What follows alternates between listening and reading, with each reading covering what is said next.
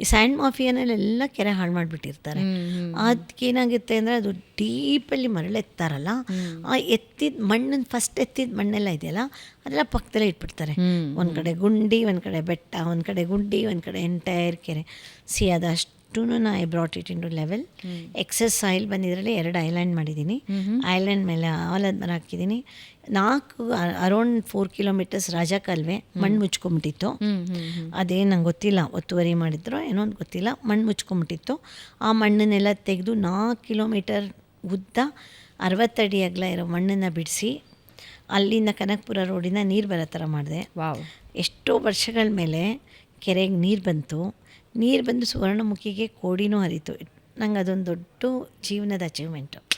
ಆಮೇಲೆ ಇನ್ನೊಂದು ಮುಕ್ಕೋಡ್ಲು ಅಂತ ಹೋದೆ. ಆ ಮುಕ್ಕೋಡ್ಲಲ್ಲಿ ರೆಡಿ ಮಾಡಿಸಿಟ್ಟಿದ್ದೀನಿ. ಪಂಚಾಯತಿಯವ್ರು ಸರ್ವೆ ಮ್ಯಾಪ್ ಕೊಡಬೇಕು, ಕೊಟ್ಟರೆ ಅದರದ್ದು ಒಂದು ಹಿಸ್ಟ್ರಿ ಕ್ರಿಯೇಟ್ ಆಗುತ್ತೆ. ಅದು ಕೋಡಿ ಹರಿಯಿತು ಅಂದರೆ ಅದು ಹೋಗೋದು ಸುವರ್ಣಮುಖಿಗೆ.